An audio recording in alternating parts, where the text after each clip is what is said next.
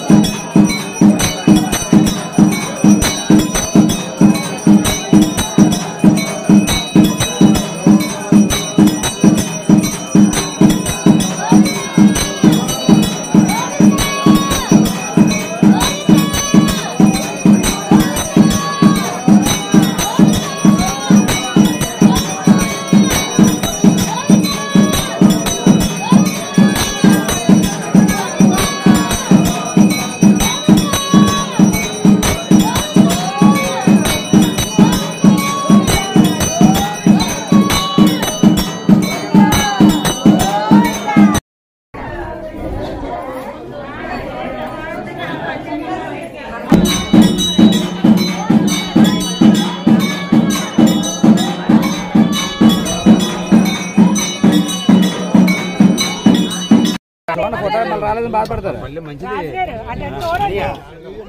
గోవిందా గోవిందా గోవిందా జై శ్రీమన్నారాయణ గోవిందా. గారు ఆ పెరుగు ఎక్కడికి మనం లోపల ఎట్టాము. ఓం నమో వెంకటేశాయ. వెంకటేశ్వర స్వామి ఈరోజు శ్రవణ నక్షత్రం, జన్మ నక్షత్రం రోజు ప్రతి నెల కూడా ఈ వైకుంఠ క్షేత్రంలో అభిషేకం చేయడం జరుగుతుంది. అత్యంత అద్భుతంగా ఈ అభిషేక కార్యక్రమాలు జరుగుతున్నాయి. ప్రతి నెల కూడా ఇటువంటి కార్యక్రమాలు చేస్తూ ప్రతి వారం కూడా అన్నదాన కార్యక్రమం, తిరుపతిలో ఏ విధంగా ప్రతిదినం అన్నదాన కార్యక్రమం జరుగుతుందో ప్రతి శనివారం కూడా అన్నదాన కార్యక్రమం అద్భుతంగా జరుగుతుంది. కౌల వెంకటేశాయ అన్నారంటే కలియుగంలో వెంకటేశ్వర స్వామిని మించిన దైవం లేదు. ఆ స్వామి పాదచరణాలే ప్రతి వ్యక్తికి కూడా పాదశరణ చేసుకుంటే ఎటువంటి కోరికలైనా కోరికలు తీరుతాయి. అటువంటి అద్భుతమైన క్షేత్రం. అలాగే ఈ వైకుంఠ క్షేత్రం ఇది ఉత్తర దిక్కున ఉంది. అంటే ఉత్తర దిక్కున ఉన్న క్షేత్రాలు చాలా అరుదుగా ఉంటాయి. ఉత్తర దిక్కున అంటే కుబేర స్థానంలో స్వామివారి క్షేత్రం ఉంది కాబట్టి ఎవరికైనా ఎటువంటి వ్యక్తి అయినా సరే స్వామిని అర్చిస్తే, స్వామిని పూజ చేస్తే, స్వామిని వేడుకుంటే మాత్రం అంటే కుబేరుడి కరుణా కటాక్షాలు పరిపూర్ణంగా ఉంటాయి. ఎందుకంటే కుబేర స్థానంలో స్వామి ఉన్నాడు కాబట్టి ధనాన్ని ఇచ్చేవాడు స్వామి.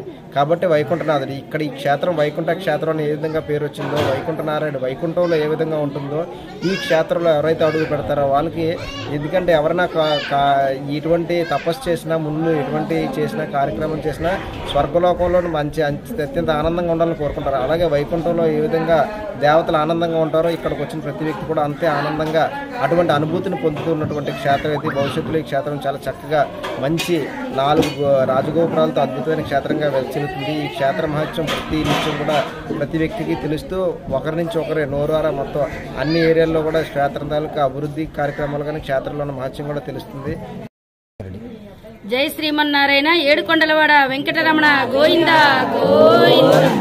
ఈ యొక్క గాజువాకలోనే 65వ వార్డులో ఈ యొక్క వాంబే కాలనీ కొండపైన స్వామి ఉత్తర దూరంలో మరి ఎంతో మంది కంటికి కనబడి ఎంతో మంది మీద వాలి చెప్పి సాక్షాత్తు లక్ష్మీ స్వరూపమైనటువంటి కూర్మ రూపంలో మరి నన్ను చూడండి, నా అవతారాన్ని చూడండి, నన్ను ఏలన చేసిన వారికి నా దగ్గరికి తీసి తెచ్చుకుంటాను, మీరు నిలబడిన యొక్క ఆలయం నిర్మించమని స్వామి సాక్షాత్తు మరి వాలి చెప్పిన తండ్రి ఎవరన్నదంటే వైకుంఠ వెంకటేశ్వర స్వామి ఆలయం.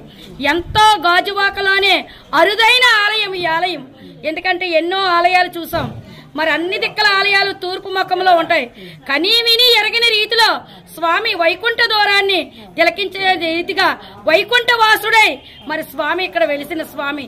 అందుకే ఎవరైనా 7 వారాలు మొక్కుకుంటున్నారు. మరి వారి కోరికలు తీరడంతో మరి సాక్షాత్తు వారే స్వయంగా వారి నోటితో చెప్పడం జరుగుతుంది.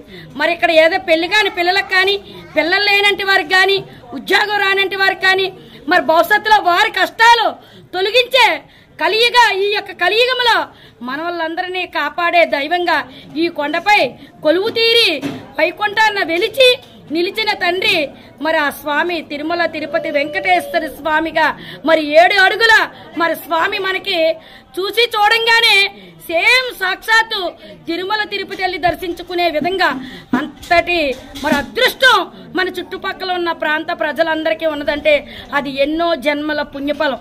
ఎందుకంటే అందరూ కూడా స్వామిని నమ్ముకుంటాం, అందరినీ తరించుకుంటాం. కానీ సాక్షాత్తు ఈ యొక్క ప్రాజ్ఞంలో అడుగుపెట్టిన వెంటనే మరి ఆనందమయం అంటే స్వామివారి ఈ యొక్క గుడి ఆనంద నిలయం. ఇక్కడ అడుగు పెట్టిన వెంటనే మనలో ఉన్న ఆలోచనలన్నీ కూడా మారిపోతూ ఉంటాయి.